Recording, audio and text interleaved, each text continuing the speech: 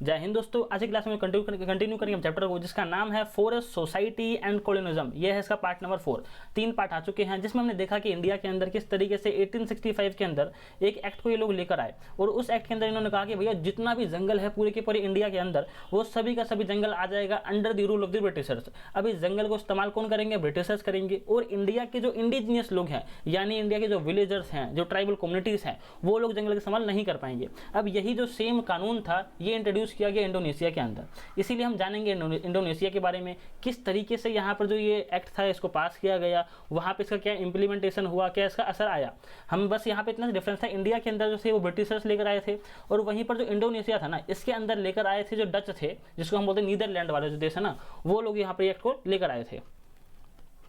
है कहाँ पे इंडोनेशिया? ये रहा हमारा प्यारा भारत, ये रहा इंडिया और ये है हमारा कश्मीर।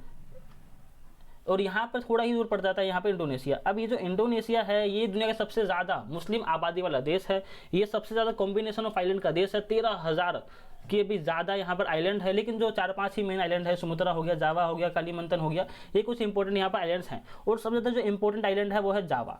जावा के ऊपर पूरे इंडोनेशिया की 80% जो आबादी है वो रहती है। कैपिटल जो है जकार्ता वो भी इंडोनेशिया के अंदर, यहाँ जावा के अंदर यहाँ पर पड़ता है। तो आगे हम जानते हैं किस तरीके से यहाँ पे जो जंगल था वहाँ पे चेंजेस आने लग गए। तो हमारी जो सबसे पहली हेडिंग है वो है फॉरेस्ट ट्रांसफॉर्मेशन इन जावा। जावा के अंदर किस तरीके से जंगल था ना वो बदलता जा रहा था, जंगल कट रहे थे, वहाँ खेती हो रही थी, जो लोगों का सेटलमेंट है वो भी बदल रहा था। इन सब चीज़ों को हम लोग देखते हैं। तो यहाँ पर क्या होता है, जावा है वो दुनिया में फेमस इसलिए है क्योंकि ये प्रोड्यूस करता है राइस को। अगर आप देखोगे वर्ल्ड मैप, मतलब देखोगे ग्राफ को देखोगे कौन सा देश ज़्यादा राइस प्रोड्यूस करता है, सबसे ऊपर चाइना मिल जाएगा, चाइना हमेशा ऊपर आ जाता है।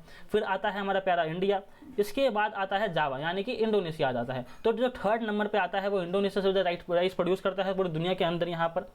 लेकिन आज हम ये नहीं जानेंगे कि चावल की खेती कैसे हुई। हम लोग शुरुआत से चालू करते हैं किस तरीके से वहाँ पर जो जंगलों को काटा गया। अब यहाँ पर उस वक्त जब यहाँ पर डच रूल किया करते थे, जो डच लोग थे यहाँ पे, जो नीदरलैंड के लोग थे यहाँ पे रूल क्या करते थे, तो यहाँ पे हर तरफ सिर्फ और सिर्फ जंगल हुआ करता था। जो डच लोग थे, नीदरलैंड के लोग थे, जब ये लोग आए यहाँ पर इन्होंने को अपने जो इंडोनेशिया था इसको उन्होंने कॉलोनी बना लिया, यहाँ पर उन्होंने रूल अपना स्थापित कर दिया। अब आगे क्या है, जिस तरीके से इंडिया के अंदर जो ब्रिटिशर्स थे वो एक फॉरेस्ट लॉ को इंप्लीमेंट किया, इंट्रोड्यूस किया, सेम उसी तरीके से यहाँ पर डच लोगों ने यहाँ पे इंप्लीमेंट किया। इन्होंने कहा कि भैया हम एक लो फॉरेस्ट है इसको यहाँ पर फॉरेस्ट ऑफ एक ऐसा कानून है जिसको हम लोग इंप्लीमेंट करेंगे और इस कानून के जरिए हम लोग यहाँ पे जो फॉरेस्ट है उसका मैनेजमेंट चालू करेंगे। अब जब फॉरेस्ट मैनेजमेंट चालू होगा तो किस तरीके से यहाँ पे चेंजेस आएंगे। जैसे इंडिया के अंदर जो शिफ्टिंग कल्टीवेशन था उसको बैन कर दिया गया, उसी तरीके से यहाँ पर भी सेम चेंजेस आने लगेंगे। अब यहाँ पे अगर आप देखोगे इंडोनेशिया के जावा के अंदर तो 1600 के अंदर यहाँ की जो पॉपुलेशन थी जावा की वो एस्टिमेटेड 3.4 मिलियन थी। यहाँ पर जो यहाँ के लोग थे वो रहा करते थे, गांव में रहा करते थे, जहाँ की जो ज़मीन है वो बड़ी फर्टाइल थी, यहाँ पे लोग खेती करते थे। जो माउंटेन एरियाज था वहाँ पे लोग रहा करते थे और लोग प्रैक्टिस क्या करते थे, शिफ्टिंग कल्टीवेशन को। हमने जाना है जो शिफ्टिंग कल्टीवेशन है वो दुनिया के हर एक कोने में प्रैक्टिस होता आया है, होता रहा था पहले। अब तो आजकल खैर कम हो गया है, लेकिन उस वक्त होता रहा था। अब फिर धीरे धीरे लेकिन जो वहाँ के एरियाज थे उनका नाम वैरी करता है। इंडिया के अंदर हम लोग बोलते हैं झूम खेतू, तो वहाँ पर नाम अलग होगा। अब ये जो आबादी है इनके साथ क्या हुआ इनको हम देखेंगे, लेकिन उससे पहले जानो कम्युनिटी के बारे में। इंडोनेशिया के अंदर कम्युनिटी है जिनको बोलते हैं वुड कटर। ये जो उनका काम है, जो उनका बेसिक काम है वो है लकड़ियाँ काटना और उनका बिजनेस करना, ये सब इनका करते हैं। इनको कहा जाता है कलंग्स। अब ये जो कलंग्स है ना ये बड़े ही इंपॉर्टेंट यहाँ पे एक कम्युनिटी है पूरे के पूरे जावा के अंदर। और ये जो लोग होते हैं, बड़े जो कम्युनिटी है, बड़ा ही स्किल्ड होते हैं जंगलों काटने के लिए। और ये लोग प्रैक्टिस करते हैं शिफ्टिंग कल्टीवेशन को। मतलब जो जंगल था यहाँ पे देख रहे थे क्या होता है शिफ्टिंग कल्टीवेशन। ये जंगल था, यहाँ पर अभी पूरा पूरा जंगल को रखा है। इन्होंने क्या किया, जंगल जो था यहाँ पे छोटा छोटा जंगल कर दिया और यहाँ पे आग लगा दिया। अब जो आग का जो राख था ना उससे यहाँ पे वो बन गया, खाद बन गया। अब इन्होंने खेती कर दिया, यहाँ पे 4-5 साल खेती करेंगे, फिर जो जमीन था छोड़ देंगे उसको और फिर यहाँ पे शिफ्ट कर देंगे। अब यहाँ पे जो जंगल था काट देंगे, यहाँ पर जंगल था, इसको जंगल काट दिया गया, यहाँ पे आग लगा दिया, फिर वैसे राख बना, फिर खेती किया, 4-5 साल खेती किया, फिर जो जमीन थी फर्टाइल नहीं रही, फिर कहीं और चले जाएंगे। इस तरीके से जहाँ पे खेती है वो बदलते रहते हैं। मतलब अपना कोई एक परमानेंट जमीन नहीं है कि हाँ भैया हम इसी जमीन पे खेती करेंगे, अपना जो जमीन है वो कहीं भी चले जाएंगे, कहीं भी जंगल काट देंगे। इस तरीके का जो सिस्टम है यहाँ पे इसको कहा जाता है शिफ्टिंग कल्टीवेशन। अब यहाँ देखो ये जो कम्युनिटी थी ना कलंग्स की, ये बड़ी ही इंपॉर्टेंट कम्युनिटी थी। एग्जाम्पल के तौर पे एनसीईआरटी बोलता है 1755 के अंदर एक माताराम जो किंगडम था ना ये जो था ये अलग हो गया। मतलब 2 भाई होंगे वहाँ पर, अलग हो गया पूरा परिवार। तो इन्होंने क्या कहा, इन्होंने कहा जो जावा है ना, जो कलंग्स है ना ये 6000 हैं। फैमिलीज हैं, इनको हम बराबर बांटेंगे। आमतौर पे क्या होता है, पूरा किंगडम है ये सब ने 2 हिस्सों में बांट दिया। अब जिसका घर इधर है वो इधर का रहेगा, जिसका घर इधर है वो इधर रहेगा। लेकिन इन्होंने कहा अगर ये जो 6000 परिवार है ना, इनको हम बराबर बांटेंगे। ऐसा नहीं होगा कि 6000 परिवार सिर्फ और सिर्फ इस तरफ रहेंगे, तो 3000 इस तरफ आ जाएंगे और बाकी ये 3000 इस तरफ रहेंगे, और बाकी जो यहाँ से 3000 है इनको हटा दिया जाएगा। तो इस तरीके से हम लोग यहाँ पे रूल करेंगे। मतलब कितने इंपॉर्टेंट ये कम्युनिटीज हैं कि राजा ने कहा कि भैया इनको हम स्पेसिफिकली बांटेंगे, डिवाइड करेंगे, कहीं पर भी कम ज़्यादा नहीं होना चाहिए। अब यहाँ पे जो कलंग्स है जब इतने ज़्यादा इंपॉर्टेंट है ना, तो डच ने कहा कि भैया जो डच हैं इन्होंने कहा जो कलिंग्स हैं इनको अपने कंट्रोल में ले लो। अगर कलिंग्स हमारे लिए काम करेंगे तो हम रिच बन जाएंगे, जंगल कटवाएंगे, इनसे बेचेंगे, हम पैसा खूब कमाएंगे, खूब मुनाफा कमाएंगे। इन्होंने ये कहा, इन्होंने खूब लालच दिया, पैसा दिया, और जो कलंग्स थे ना उनके साथ ले लिया। 18th सेंचुरी की कहानी है। लेकिन जो कलंग्स थे ना उनको मालूम पड़ गया एक सच्चाई, इनको मालूम पड़ा कि जंगल हम अपना काट रहे हैं, मेहनत कौन कर रहा है, मेहनत हम कर रहे हैं, और हमको ठंडी दे रहे हैं लोग, और यहाँ पर इन्हीं जंगल को काट के हम दे रहे हैं इनको, बेच रहे हैं ताकि इंग्लैंड में, यूरोप में, और खूब मुनाफा कमा रहे, खूब पैसा कमा रहे हैं। तो इन्होंने क्या किया, रिबेल कर दिया।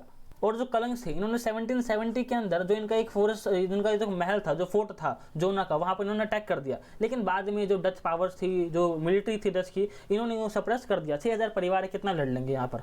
अब आगे क्या होता है, जो कलंग्स उनको सप्रेस कर दिया गया है, लेकिन अब कुछ ऐसे काम करेंगे जिस वजह से ये गुस्सा वाली जो गुस्सा है आम जनता का, वो भी देखने को मिलेगा। अब ये लोग इंट्रोड्यूस करते हैं यहाँ पे जो साइंटिफिक फॉरेस्ट्री थी उसको। बिल्कुल सेम चीज़ इंडिया के अंदर भी हुई थी। जो ब्रिटिशर्स थे उन्होंने बुलाया कि इसको जर्मन एक्सपर्ट को बुलाया, और उनको कहा कि आप हमको यहाँ पे कुछ साइंटिफिक फॉरेस्ट्री बताइए जिससे हम जो यहाँ पे जो बेमतलब के पेड़ पौधे को काट दे, और यहाँ पे ऐसे जंगल को उगाए, हम ऐसे लकड़ियों को उगाए जिनकी वैल्यू बहुत ज़्यादा है। अब यहाँ पर जो डच लोग थे इन्होंने यही प्लान बनाया कि हम खूब मुनाफा कमाएंगे यहाँ की लकड़ियों को बाहर बेचकर। तो इन्होंने यहाँ पर भी साइंटिफिक फॉरेस्ट्री जो था उसको इंप्लीमेंट करना चालू किया। तो यहाँ पर जो प्लान था वो यही था, बिल्कुल सेम जैसे इंडिया के अंदर था। इन्होंने कहा जो विलेजर्स हैं वो नहीं घुस सकते जंगलों के अंदर, उनको मना कर दिया गया। और साथ ही साथ अब ये बहुत सारी चीज़ें बोल रहे हैं, ये बोल रहे हैं जो लकड़ियाँ हैं वो भी आप नहीं काट सकते हो। अगर आपको लकड़ियाँ चाहिए तो बड़े ही स्पेसिफिक कारण के लिए आपको लकड़ियाँ मिलेंगी। स्पेसिफिक कारण क्या होंगे, आपको अगर बोट बनानी है तो आपको मिलेंगी लकड़ियाँ। बोट के लिए क्यों, देखो जो इंडोनेशिया है वो 13,000 से भी ज़्यादा उसमें आइलैंड्स हैं। अगर आपको कनेक्शन करना है ना स्कूटर से नहीं जा पाओगे, स्कूटर डूब जाएगा पानी में, तो आपको नाव से ही जाना पड़ेगा। तो इसलिए नाव जो चाहिए यहाँ पे एक कनेक्शन के लिए कि हम इधर से उधर जा पाए, इसलिए नाव चाहिए। और जो घर है वो बनाने के लिए अगर आपको लकड़ियाँ चाहिए तो हम देने को तैयार हैं, लेकिन वो भी लकड़ियाँ हमारे हिसाब की देंगे हम आपको, आपके हिसाब की लकड़ियाँ नहीं मिलेंगी। या फिर जो फ्यूल है उसके लिए आपको लकड़ियाँ मिल सकती है। तो जो छोटे मोटे कारण हैं, इंपॉर्टेंट कारण हैं, उनके लिए आपको लकड़ियाँ मिल पाएगी। बाकी जो जंगल है वो पूरी तरीके से कंट्रोल करेगा डच पावर्स। अब जो लकड़ियाँ आपको काटनी है यहाँ पर, उस लकड़ियों को काट, जैसे आप जा रहे हो लकड़ियाँ काटने के लिए, तो आपके ऊपर खास नज़र रखी जाएगी, एक सुपरविजन रखा जाएगा, कहीं आप दूसरी लकड़ियों को काट ना दो। या फिर जो नीचे छोटे मोटे पौधे है जो भी उगेंगे, बड़े पेड़ बनेंगे, मजबूत बनेंगे वो पेड़, तो आप उनको कहीं दबा ना दो पैर से। तो जो सुपरविजन था यहाँ पर उसको इंट्रोड्यूस किया गया, और कहा गया जो विलेजर्स यहाँ पे ग्रेजिंग कराएगा अपने कैटल्स की, अपने जो गाय भैंस बकरी पाल रखी है, जिनकी ग्रेजिंग कराएगा, चरवाहा होगा जो, अगर उसकी गाय भैंस आ गई हमारे एरिया में तो हम उस चरवाहे को सजा देंगे, वहाँ पे उसको पनिश करेंगे। और कहा गया जो ट्रांसपोर्ट करना है अगर आपको लकड़ियाँ यहाँ से, तो आपको परमिट चाहिए होगा, बिना परमिट के आप नहीं कर सकते, और परमिट तो डच देंगे नहीं यहाँ पे। तो मतलब यहाँ पे एक तरीके से इम्पॉसिबल ही हो गया लकड़ियाँ ट्रांसपोर्ट करना। और क्या था, अगर आपको ट्रैवल करना है अगर आपको ट्रैवल करना है जंगल के बीच से निकल जाना पड़ेगा। तो ये देखो रोड तो पहले था नहीं इतना मजबूत, तो जो ट्रैवल करनी है गाय भैंस या फिर बकरी के जो होता है ना, वो बैलगाड़ी होता है, घोड़ा गाड़ी होता है, इन सबको लेकर तो बड़ी दिक्कत होती थी। जो आप घुसोगे वहाँ पर तो पहले आपको परमिट मिलेगा कि हाँ लो आप घुस रहे हो, इतने बजे घुसे हो और इतने बजे आपको निकल जाना है। अगर बीच में आप रुकते हो इसका मतलब है कि आपने लकड़ियाँ काट ली है। अगर आपके पास लकड़ियाँ है नहीं है, आपने चोरी नहीं करी है, फिर भी यही माना जाएगा कि आपने लकड़ियाँ चोरी कर ली है। और क्या वो जो डच थे उन्होंने कहा कि भैया आपको रेंट देना पड़ेगा अगर आप खेती करते हो जंगल के अंदर। अब देखो जंगल के अंदर खेती करने पर रेंट देना पड़ेगा, और रेंट कितना, रेंट इतना है अगर आप किडनी बेच दोगे तो भी रेंट पे नहीं कर पाओगे। अब यहाँ पे कुछ विलेजर्स के ऊपर भी रेंट लगाया गया, क्योंकि आप जंगल के पास रह रहे हो तब वो रेंट यहाँ पे देना पड़ेगा। अगर आप रेंट नहीं पे करते हो तब वो परफॉर्म करना पड़ेगा एज अ फ्री लेबर। तो यहाँ पे एक तरीके से जिस तरीके से इंडिया के अंदर फ्री लेबर को लेने के लिए रेंट लगा दिया गया कि आपको किराया देना पड़ेगा, यहाँ पर आप रह रहे हो यहाँ पर तो किराया हमको दो, तो किराया दे नहीं पाएगा आम आदमी, तो पैसा ही नहीं है उसके पास, क्या बिजनेस तो नहीं है, बिजनेस वहाँ पे है नहीं, इंडस्ट्री है नहीं, कुछ टेक्नोलॉजी है नहीं, तो यहाँ पे पैसा बिल्कुल नहीं है। तो वो लोग काम करते थे एज अ फ्री लेबर। तो यहाँ पर जो ये सिस्टम था इसको यहाँ पे इस वर्ड से बुलाया जाता था, कुछ डच वर्ड है ये, इस सिस्टम को इस वर्ड से बुलाया जाता था।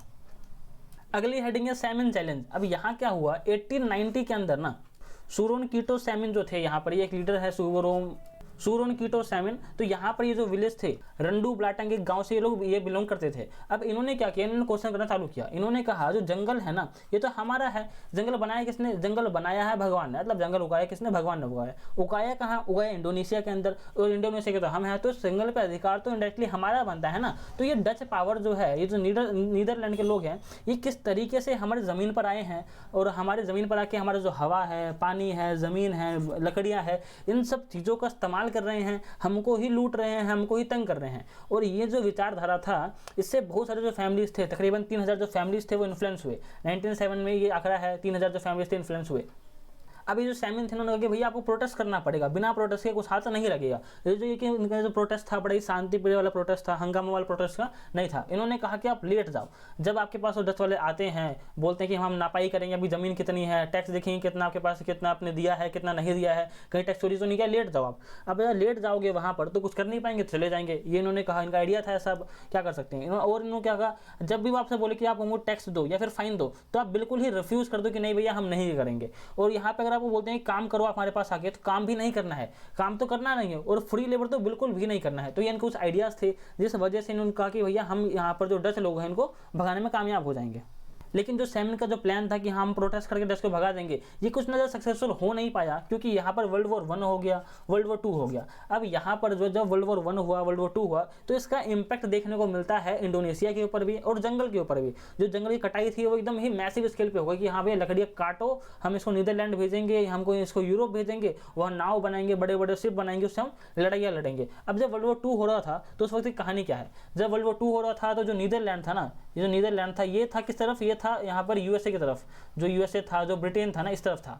और यहाँ पे जो जापान था यहाँ पे जर्मनी की तरफ, जो हिटलर था उसकी टीम में था। तो जापान के बड़ा ही नज़दीक पड़ता है इंडोनेशिया, देखते हैं यहाँ पे मैप में है क्या, ये रहा यहाँ पर, ये जापान, इस जगह पे जापान है और यहाँ से बड़ा ही पास पड़ता है ये। तो इसने जापान ने कहा कि क्यों ना अगर नीदरलैंड को हमको मारना है तो घूम के यहाँ से जाओ, यहाँ से यहाँ यूरोप निकलोगे, कहाँ मारोगे, कब मारोगे पता नहीं, तो यहाँ पास में ये कॉलोनी है, तो इसी कॉलोनी में घुस जाते हैं। तो जापान ने यही प्लान बनाया कि भैया नीदरलैंड को मारना है हमको। अब क्या होता है, जापान था वो घुस गया इंडोनेशिया के अंदर। जापान ने कहा कि भैया इंडोनेशिया के अंदर जाओ और जो डच लोग इनको मार के भगा दो। लेकिन खबर मिली डच लोगों की कि यहाँ पे जापानीज आर्मी यहाँ पर आ रही है और हम लड़ नहीं पाएंगे। तो जो यहाँ पर डच लोग थे उन्होंने कहा जितना भी हमने लकड़ियाँ काट रखी है सब डिस्ट्रॉय कर दो, क्योंकि जो जापान है उसके हाथ नहीं लगनी चाहिए। जापान के हाथ लगी इसका मतलब नाव बनाएगा और फिर नीदरलैंड आएगा, हमको वहां तक ही मारेगा, तो उससे पिटने से अच्छा है यहीं पर इनको जला दो। तो लकड़ियां यहाँ पे वेस्ट हो गई और यहाँ पे जो लकड़ियां काट रखी थी वो जला दी। और यहाँ पे वो था जो सो मिल जो था जहाँ पर लकड़ी काटी जाती है, मशीन लगाई जाती है, वो भी इन्होंने पूरा खत्म कर दिया ताकि जो जापानीज आर्मी है यहाँ पर आके लकड़ियाँ ना लूट पाए। लेकिन फिर भी जापानीज जो आर्मी थी वो यहाँ पे पहुँच गई और जब जापानीज आर्मी आई यहाँ पर तो बड़े ही बेफिक्र ढंग से इन्होंने लकड़ियाँ काटी। मतलब इन्होंने कहा कि अब तक लूटा है डच ने, तो अब हमारी बारी है। तो इन्होंने खूब जमकर यहाँ पे लकड़ियों को लूटा। अब यहाँ पे जो जापानीज आर्मी है वो तो लकड़ियों को लूट ही रही है, जंगलों काट ही रही है, लेकिन जो गांव के लोग हैं, जो खुद यहाँ के इंडोनेशिया के लोग हैं, वो भी जंगल काट रहे हैं। वो बोलते हैं कि अभी इस वक्त डच पावर भाग रही है यहाँ से, जापानीज पावर से आई नहीं है, तो यहाँ पर एक वैक्यूम क्रिएट हो गया है, कोई पावर ही नहीं है हमारे ऊपर, तो फटाफट जंगल काटो और जो अपनी बाउंड्री है ना कल्टीवेशन के लिए इसको लंबा कर दो। मतलब देखो ये पूरा का पूरा जंगल है, इस जंगल को इतना डच ने लूट लिया है पहले, फिर इतना लकड़ी जो है यहाँ पे डच ने जला दिया, इतना वेस्ट हो गया, जंगल उग नहीं रहा है, बस जले जा रहा है, खत्म हो जा रहा है। जो जापानीज आर्मी है उन्होंने इतना जला दिया यहाँ पर जंगल को। अब जो यहाँ के खुद के लोग हैं वो इतना जंगल काट रहे हैं, तो जंगल बस खत्म ही होता जा रहा है। जो एक वक्त पे जंगल हुआ करता था इंडोनेशिया के अंदर, और आज की तारीख में जो जंगल एकदम खलास होने की हालत पे आ गया। तो इस तरीके के जो हालात यहाँ पे बन रहे थे। अब और क्या होता है, जो वर्ल्ड वॉर 2 था वो खत्म हो गया, हुआ 1945 के अंदर, और 1945 में ही जो इंडोनेशिया था आज़ाद देश बन गया। इससे 2 साल बाद जो इंडिया था वो भी आज़ाद देश बन गया। तो यहाँ पर वर्ल्ड वॉर 2 की वजह से कई सारे जो देश थे वो भी आज़ाद हो गए थे। अब जब जो इंडोनेशिया था या फिर जो बाकी जो एशियन अफ्रीकन कंट्रीज थे, जब वो आज़ाद होने लगे ना, तब उनके दिमाग में एक बात आई, उनके दिमाग में ये बात आई कि हम यहाँ पर जो साइंटिफिक फॉरेस्ट्री कर रहे हैं, इस साइंटिफिक फॉरेस्ट्री के आड़ में हम जंगलों को खत्म कर रहे हैं, जो यहाँ पर प्राकृतिक रूप से उगे हुए जो पेड़ पौधे हैं हमको नष्ट कर रहे हैं, तो ये हमें नहीं करना चाहिए। अभी जो लोग थे पूरे एशिया के, अफ्रीका के, यूरोप तो आज भी जंगल काट रहा है, वहाँ पे जंगल मिलेगा नहीं, मतलब फिर भी हवा तो साफ रहती है वहाँ पर। तो यहाँ पर ये लोग क्या बोलते हैं, हमारा जो मेन मोटिव है ये होना चाहिए, हमें जंगल बचाना है। जंगल हमें क्या क्या नहीं देता है, जंगल हमें बारिश देता है, बारिश हमको खाना मिलता है, जंगल हमें खुद खाना देता है, फल सब्जी देता है, आयुर्वेद देता है, यहाँ पर कितनी सारी चीज़ें मिलती हैं हमको, इतनी सारी स्पीसीज़ जो है, जानवर जो है, यहाँ पर घर मिलता है जानवरों को। तो यहाँ पर बड़ी ही चीज़ें जो हैं जो जंगल हमको प्रोवाइड करता है। इसी कारण जो गवर्नमेंट थी यहाँ पर, उन्होंने कहा कि जितने भी यहाँ पर फॉरेस्ट के आसपास वाले लोग हैं, जो विलेजर्स हैं या फिर जो ट्राइबल कम्युनिटीज़ हैं, वो सब हमारे साथ इन्वॉल्व हो और यहाँ पे हम सब मिलकर जंगल को बचाएंगे, प्रिजर्व करेंगे। तब से लेकर हम देख रहे हैं कि जंगल को हम बचाने की कोशिश में लगे पड़े हैं कि हाँ, हम इंडिया के अंदर भी चाहते हैं कि जंगल जो है ज़रा बढ़े, यहाँ पर पेड़ पौधे बढ़े। यहाँ पर दिल्ली के अंदर तो जो ऑक्सीजन का है, जो क्वालिटी ऑक्सीजन की दिल्ली के अंदर, वो तो एकदम ही गंदी है, मतलब जहर के बराबर यहाँ पर है। तो इस वीडियो में इतना ही, चैप्टर खत्म हो गया। जय हिंद, जय भारत।